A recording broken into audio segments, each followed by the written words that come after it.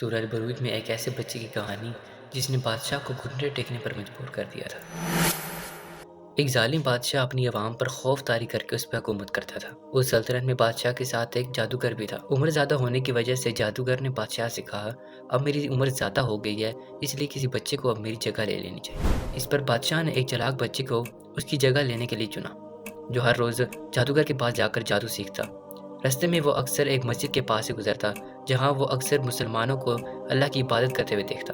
آہستہ آہستہ اس نے درویش سے اللہ کا علم حاصل کرنا شروع کر دیا، لیکن وہ جادوگر کو یہی ظاہر کرتا تھا کہ وہ جادو سیکھ رہا ہے۔ ایک دن اس سلطنت میں ایک جنگلی جانور نے لوگوں کا راستہ روک دیا۔ لوگ خوفزدہ ہو گئے اور چیخو پکار کرنے لگے۔ اس بچے نے ایک پتھر اٹھایا اور دل میں سوچا کہ آج پتہ چلے گا کہ کون سچا ہے، درویش یا جادوگر۔ اس نے اللہ تعالیٰ سے دعا کی کہ اے اللہ، اگر درویش سچا ہے تو اس پتھر سے اس جانور کو مار دے۔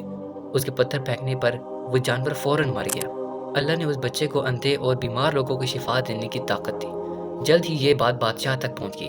بادشاہ نے اس بچے سے مطالبہ کیا کہ آخر کون ہے جو تمہیں یہ طاقتیں دے رہا ہے؟ اس پر بچے نے کہا، اللہ رب العزت جو تمہارا اور میرا رب ہے۔ اس پر بادشاہ بہت غصے میں آ گیا اور درویش کے ساتھ ساتھ اس کے سب ماننے والوں کو اذیتیں دینے لگا، لیکن ڈرنے کے بجائے ان سب کا ایمان اور زیادہ مضبوط ہو گیا۔ بادشاہ نے بچے کو مارنے کی ہر ممکن کوشش کی۔ کبھی پہاڑ سے گرانے کی کوشش کی تو پہاڑ نے اسی کے سپاہیوں کو گرا کر مار دیا۔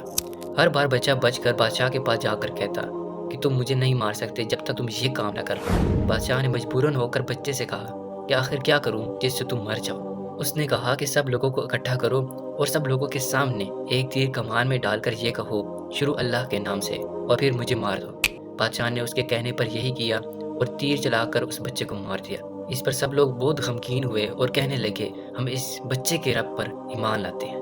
اس پر بادشاہ کو اور بھی زیادہ غصہ آ گیا اور اس نے ایک گڈھا کھدوایا، اس میں لکڑیاں ڈلوا کے آگ لگا دی، اور پھر سب لوگ اسے کہا، جو اللہ پر ایمان لائے گا میں اس کو آگ میں ڈال دوں گا۔ سب لوگ اپنی جان کی پرواہ کیے بغیر اس گڈھے میں چھلانگ مارنا شروع ہو گئے اور یہ کہنے لگے کہ ہم پر کوئی خوف نہیں، ہم اللہ پر ایمان لاتے ہیں۔